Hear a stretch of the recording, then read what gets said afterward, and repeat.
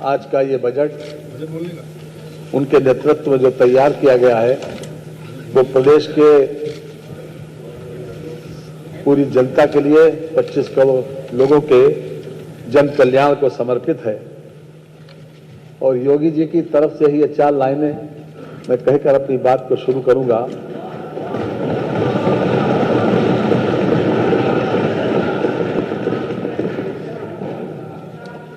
कि इस धरा से हर अंधेरे को मिटाकर, इस धरा से हर अंधेरे को मिटाकर सूर्य का पर्याय बनना चाहता हूं और आदमी के शौर्य के इतिहास का मैं श्रेष्ठतम अध्याय बनना चाहता हूं।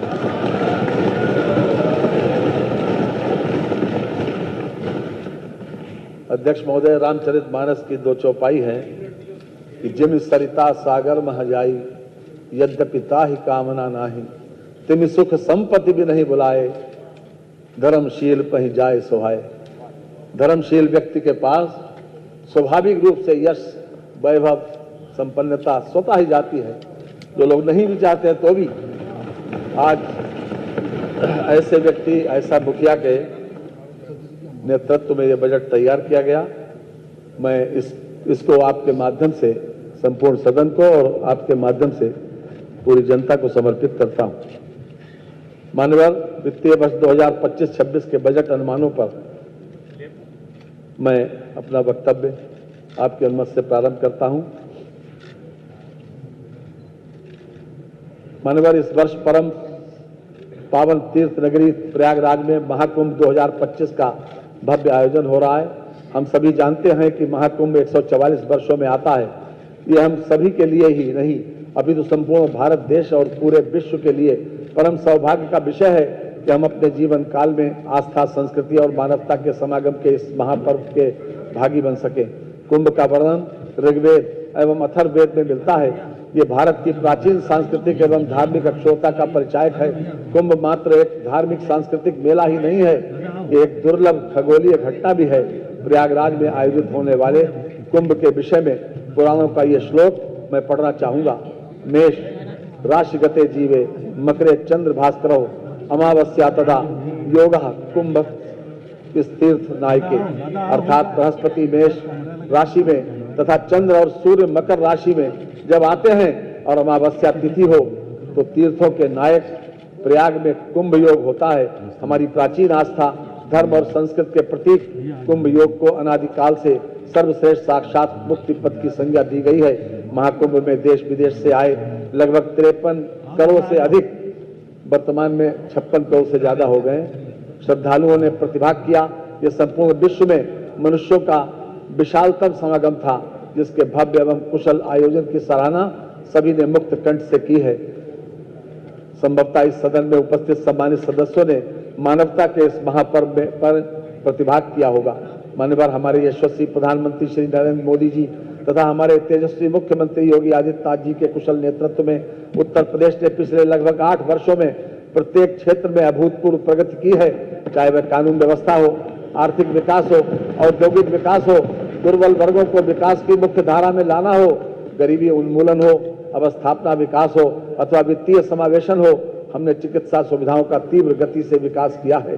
प्रत्येक क्षेत्र में आधुनिक तकनीक के प्रयोग और नवाचार को विशेष रूप से बढ़ावा दिया गया है। माननीय मुख्यमंत्री जी के द्वारा प्रदेश की अर्थव्यवस्था को $1 ट्रिलियन बनाए जाने का लक्ष्य रखा गया है। इस हेतु राज्य सरकार द्वारा 10 सेक्टर यथा कृषि एवं संवर्गीय सेवाएं, अवस्थापना, उद्योग, IT एवं इलेक्ट्रॉनिक्स, स्वास्थ्य एवं परिवार कल्याण, शिक्षा, पर्यटन, नगर विकास, वित्तीय सेवाएं, ऊर्जा, पूंजी निवेश आदि चिन्हित करते हुए सेक्टरवार कार्य योजना तैयार की गई है। प्रदेश सरकार के संबंधित विभागों द्वारा सेक्टरवार कार्य योजना पर कार्य चल रहा है, जिसकी समीक्षा नियमित रूप से की जा रही है।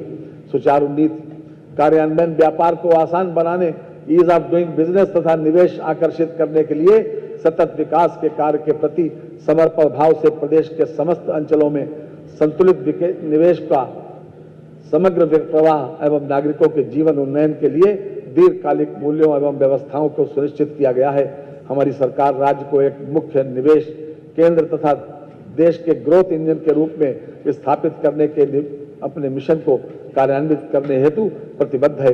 जिस तरह से माननीय मुख्यमंत्री जी के द्वारा एक तपोनिष्ठ कर्मयोगी के समान अहर्निश प्रदेश के विकास के लिए कार्य किया गया है, उसके बारे में मैं कहना चाहूंगा कि जिस दिन से चला हूं मेरी मंजिल पर नजर है, आंखों ने कभी मील का पत्थर नहीं देखा। महोदय, हाल के वर्षों में उत्तर प्रदेश में निवेश आकर्षण, औद्योगिक एवं अवस्थापना विकास में उल्लेखनीय प्रगति हुई है तथा प्रदेश भारत में सबसे पसंदीदा निवेश गंतव्य के रूप में उभरा है। राज्य सरकार द्वारा अवस्थापना सुविधाओं का त्वरित विकास किया गया है। कई निवेशोन्मुख नीतियां उद्घोषित की गई हैं तथा कारोबारी माहौल में अभूतपूर्व सुधार किया गया है, जिससे प्रदेश की छवि आर्थिक रूप से पिछड़े राज्य से परिवर्तित होकर एक प्रगतिशील राज्य के रूप में स्थापित हुई है। विश्व स्तरीय इंफ्रास्ट्रक्चर विकसित करने में उत्तर प्रदेश ने उल्लेखनीय प्रगति की है। राज्य में विकसित हो रही वायु, जल, सड़क एवं रेल नेटवर्क की कनेक्टिविटी से राज्य के उद्योगों एवं मैन्युफैक्चरिंग इकाइयों को अपना माल भारत एवं विदेशों के बाजारों में भेजने के लिए परिवहन के विभिन्न साधनों के बीच निर्बाध रूप से स्विच करने की सुविधा प्रदान करेगी। कानून व्यवस्था तथा विद्युत आपूर्ति में अभूतपूर्व सुधार, सक्रिय नीतिगत निरूपण एवं इन्वेस्ट, यूपी में निवेश सारथी, निवेश मित्र तथा ऑनलाइन प्रोत्साहन लाभ प्रबंधन प्रणाली जैसी डिजिटल सुविधाओं से निवेश प्रक्रिया में पारदर्शिता सुनिश्चित हुई है, जिससे निवेशकों का विश्वास बढ़ा है तथा राज्य में व्यापार करने के लिए अनुकूल वातावरण सृजित हुआ है। महोदय, नीति आयोग भारत सरकार द्वारा वित्तीय वर्ष 14-15 से 22-23 तक की अवधि के लिए राज्यों की राजकोषीय स्थिति के संबंध में रिपोर्ट प्रकाशित की गई, जिससे उत्तर प्रदेश को अग्रणी फ्रंट रनर राज्य की श्रेणी में रखा गया। समेकित फिस्कल हेल्थ इंडेक्स जो वर्ष 2014 से 19 की अवधि में 37.0 था, 22-23 में बढ़कर 45.9 हो गया है। रिपोर्ट के अनुसार व्यय की गुणवत्ता में व्यापक सुधार हुआ है। वर्ष 2018 से 2023 की अवधि में पूंजीगत व्यय कुल व्यय के 14.8% से 19.3% के मध्य रहा। ये सब तो देखिए, जैसे ही बजट को वित्त मंत्री यहां पर पेश करने वाले थे, उससे पहले वो कुछ लाइंस पढ़ते हैं और उसके बाद बजट पेश किया जाता है। और सबसे बड़ी बात ये है कि ये यूपी का अब तक का सबसे बड़ा बजट है। 8.08 लाख करोड़ का ये बजट रहा है जिसे आज पेश किया गया है।